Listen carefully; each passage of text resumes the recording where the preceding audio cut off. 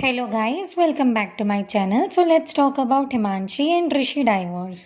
तो हुआ क्या था ना, ये जो दोनों है ना, ये पहले तो डिजिटल कपल इन्फ्लुएंसर है, ठीक है। तो शादी के पहले ना हिमांशी का ऑलरेडी एक चैनल था जिस पे वो बहुत ही फेमस थी। वो अपने मेकअप के वीडियोस और ये सब डालती थी। लेकिन जैसे ही उसकी शादी हुई तो उसने कपल व्लॉगिंग की तरह अपनी व्लॉगिंग को शिफ्ट कर दिया। सो अभी है ना, after 4 years of marriage they got separated.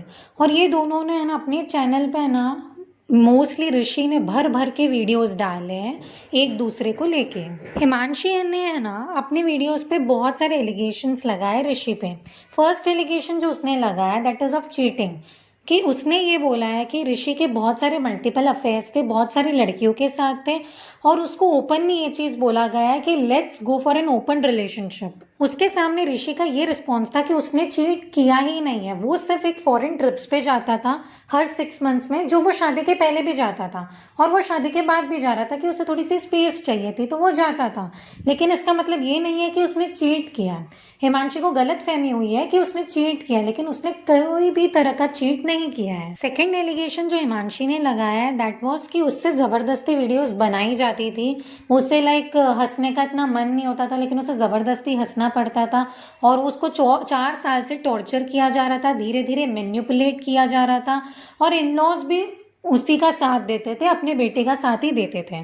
तो उस पर ऋषि ने ये रिस्पॉन्स दिया है कि कोई लड़की को, कोई इंडिपेंडेंट लड़की को आप 4 साल से टॉर्चर कर रहे हो और वो सह रही है, ऐसी हिमांशी है नहीं। और ऐसे वो सिर्फ वीडियोस के द्वारा बताना चाहते हैं कि अरे यार मैं तो कितनी बेचारी और ये सब हूँ, लेकिन उस पर ऐसा कुछ टॉर्चर नहीं किया गया, वो झूठ बोल रही है। उसका कहना है कि कोई लड़की क्यों रहेगी, अगर हम 4 साल से इतना टॉर्चर कर रहे हैं तो वीडियोस में वो इतना हंस रही है और वो इतना घूम रही है और ये सब कर रही है, तो कोई टॉर्चर की हुई लड़की या डिप्रेशन में हुई हुई लड़की ऐसा क्यों करेगी। और जो तीसरा मेन एलिगेशन था that was about their income, कि मैं ना बहुत सारे ट्रांजैक्शंस मैं उसको करती थी। मतलब हिमांशी ने बोला था कि मैं बहुत सारे पैसों का ट्रांजैक्शंस ऋषि को मैंने किया है। और ऋषि का सामने से रिप्लाई ये था कि जो भी यूट्यूब का जो भी इनकम था, जो भी पैसे आते थे वो सीधा हिमांशी के अकाउंट में आते थे। और जब आप इनका आईटीआर देखोगे ना तो हर साल ना आईटीआर बहुत ग्रोथ हुआ है, जो मनी का है ना इनकम वो बहुत ज़्यादा ग्रोथ हुआ है।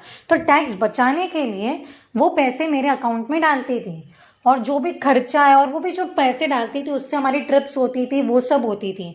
तो ऐसा कुछ नहीं है कि इनकम वो मेरे को देती थी, पैसे वो मेरे अकाउंट में आते थे, ऐसा कुछ नहीं है। जो भी इनकम था यूट्यूब का वो डायरेक्टली हिमांशी के अकाउंट में ही जाता था। जबकि मेरी काफ़ी ज़्यादा मेहनत थी, मैं कैमरा पकड़ के व्लॉगिंग करता था और मैंने एडिटिंग की, मैंने अपना पूरा इनपुट किया, लेकिन फिर भी इनकम उधर जाती थी। और आज तक मैंने ऐसा कुछ नहीं बोला है उसको ऐसा। सो आप लोग कमेंट करके बताओ कि आपको इन दोनों में से कौन सच्चा लगा और कौन झूठा लगा।